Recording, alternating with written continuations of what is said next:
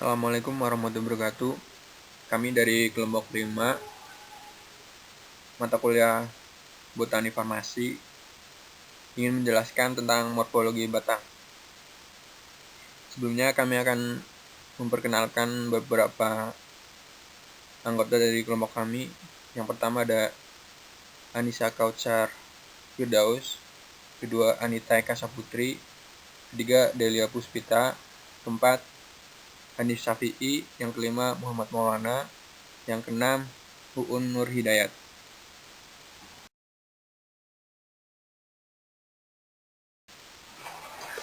Yang pertama, kita bahas tentang pengertian batang. Menurut Citros Pomo, pada tahun 1923, batang merupakan bagian dari tubuh tumbuhan yang sangat penting, mengingat tempat serta kedudukan batang bagi tumbuh-tumbuhan.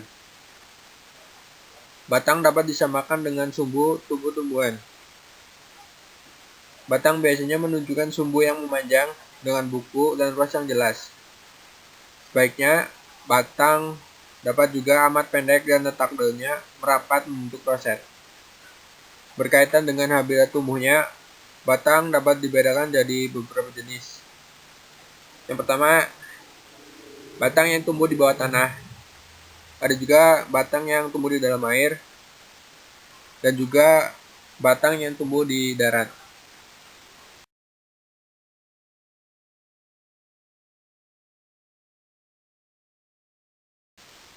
Yang kedua, kita bahas tentang sifat batang. Batang umumnya berbentuk panjang, bulat, seperti silinder. Batang terdiri atas ruas-ruas yang masing-masing dibatasi oleh buku-buku, dan pada buku-buku inilah terdapat daun. Batang biasanya tumbuh ke atas, menuju ke cahaya atau matahari, atau yang biasanya disebut bersifat fototrop atau heliotrop. Batang selalu bertambah panjang, oleh sebab itu, batang sering dikatakan bahwa mempunyai pertumbuhan yang tidak terbatas. Batang umumnya tidak berwarna hijau, kecuali pada tumbuhan yang umurnya pendek atau pada waktu batang masih berumur muda.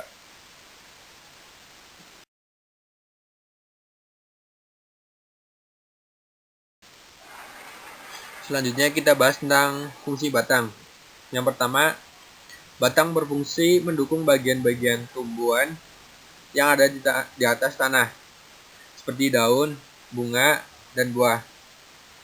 Batang juga berfungsi sebagai jalan pengangkutan air dan zat-zat makanan dari bawah ke atas, dan jalan pengangkutan hasil-hasil asimilasi dari atas ke bawah. Batang juga berfungsi menjadi tempat penimbunan zat-zat cadangan makanan.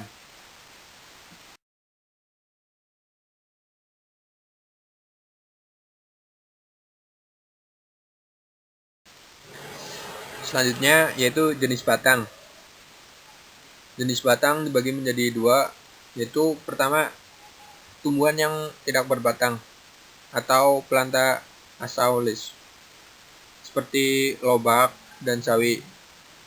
Selanjutnya tumbuhan yang jelas berbatang, dibagi menjadi 4. Yang pertama ada batang basah atau herbaceous, contohnya seperti bayam. Yang kedua, batang berkayu atau lignosus, seperti mangga dan semak sedaguri. Yang ketiga, batang rumput atau salmus, contohnya seperti padi dan rumput.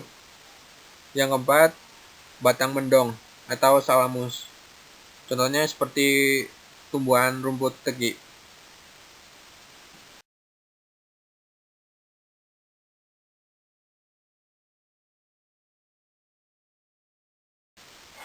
Kemudian kita bahas tentang bentuk penampang melintang pada batang.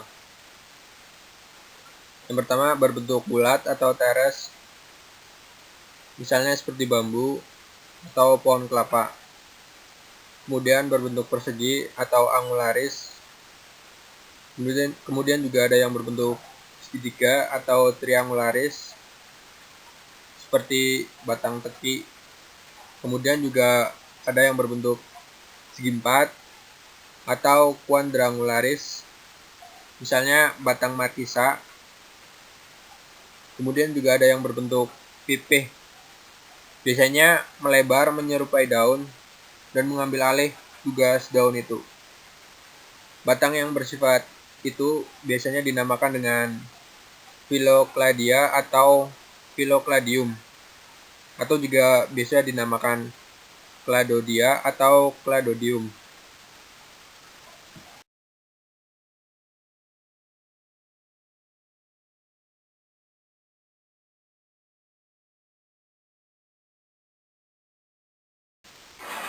Kemudian kita bahas tentang sifat permukaan pada batang. Biasanya bersifat licin atau leafish, misalnya pada batang jagung. Kemudian bersifat berusuk atau costatus. Kemudian bersifat beralur atau sulcatus, misalnya pada kaktus. Kemudian bersifat bersayap atau alatus, misalnya pada ubi. Berambut atau pilosus, seperti pada tumbuhan tembakau. Ada juga yang berduri atau spinosus, misalnya pada bunga mawar. Kemudian ada juga yang bersifat memperlihatkan bekas-bekas daun, misalnya pada pepaya. Kemudian juga ada yang bersifat memperlihatkan bekas-bekas daun penumpuk, misalnya pada pohon nangka. Kemudian ada juga yang bersifat memperlihatkan banyaknya lentisel, misalnya pada pohon sengon. Kemudian ada juga yang bersifat pada keadaan-keadaan lain, misalnya pada lepasnya kerak atau bagian kulit yang mati, seperti pada tumbuhan pada pohon jambu biji.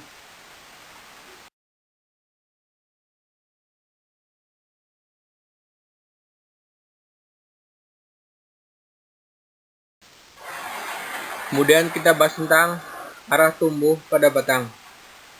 Yang pertama, tegak lurus atau erectus, misalnya pada pohon pepaya. Ada juga yang menggantung atau pendulus, misalnya pada anggrek. Ada juga yang berbaring atau tumbuh khusus, contohnya seperti semangka. Ada juga yang menjalar atau merayap, atau bahasa latinnya repens, misalnya pada batang ubi jalar.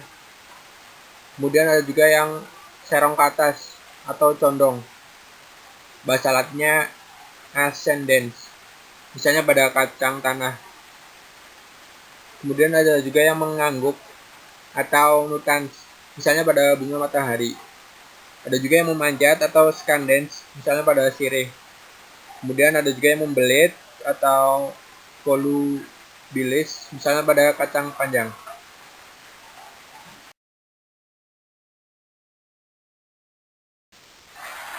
Kemudian kita bahas tentang macam-macam percabangan pada batang. Yang pertama ada percabangan monopodial, yaitu jika batang pokok selalu tampak jelas karena lebih besar dan lebih panjang, misalnya pada pohon cemara. Yang kedua, percabangan simpodial, yaitu batang pokok yang sukar ditentukan karena dalam perkembangan selanjutnya mungkin menghentikan pertumbuhannya, atau kalah besar dan kalah cepat pertumbuhannya dibandingkan dengan cabangnya, misalnya pada sawo manila. Yang ketiga, percabangan menggarpu atau dikotom, yaitu cara percabangan yang batang setiap kali menjadi dua cabang yang sama besarnya, misalnya pada tumbuhan paku andam. Selanjutnya kita bahas tentang hasil pengamatan dari kelompok kami. Yang pertama, batang kaktus mini atau Opuntia vulgaris. Jenis batangnya batang basah, kemudian bentuk batang pipih, permukaan batang berduri dan licin, terus arah tumbuh batang tegak lurus, percabangan pada batang monodial, kemudian warna batangnya hijau. Kemudian selanjutnya batang pepaya atau Carica papaya. Jenis batangnya herbaceous atau berair. Bentuk batang bulat atau teres. Permukaan batang memperlihatkan bekas-bekas daun. Kemudian arah tumbuh batang tegak ke atas atau erectus. Kemudian percabangan pada batang monopodial. Warna batangnya hijau. Selanjutnya batang pada rumput teki atau Cyperus rotundus. Jenis batangnya rumput kalmus atau batang mondong. Kemudian bentuk batang segitiga atau triangularis. Permukaan batangnya lichen atau leafish dan tidak bercabang. Kemudian arah tumbuh batangnya tegak lurus atau erectus. Kemudian percabangan pada batang tipenya monopodial. Warna batang hijau. Selanjutnya batang pada jambu biji atau nama latinnya Psidium guava. Jenis batangnya berkayu, bentuk batang bulat, permukaan batangnya memperlihatkan lepasnya kerak. Kemudian arah tumbuh batangnya condong ke atas. Kemudian percabangan pada batang monopodial, warna batangnya kecoklatan. Kemudian tumbuhan pohon batang pisang atau nama latinnya Musa paradisiaca. Jenis batang ada dua jenis, yaitu batang asli dan batang semu. Kemudian bentuk batangnya bulat silindris berlapis. Kemudian permukaan batang basah dan licin. Kemudian arah tumbuh batang berbaring dan tidak memiliki percabangan. Kemudian percabangan pada batang tidak ada. Kemudian warna batang hijau muda hingga kecoklatan. Kemudian yang terakhir pada batang sereh atau piper beetle. Jenis batangnya berair atau herbaceous. Bentuk batang bulat atau sirkum. Kemudian permukaan batang kasar atau aspero. Kemudian arah tumbuh batang menjalar atau merayap, atau nama latinnya ripens. Kemudian percabangan pada batang geragih atau flagellum. Kemudian warna batangnya coklat. Cukup sekian dari kelompok kami, kurang lebihnya mohon maaf. Terima kasih. Wassalamualaikum warahmatullahi wabarakatuh.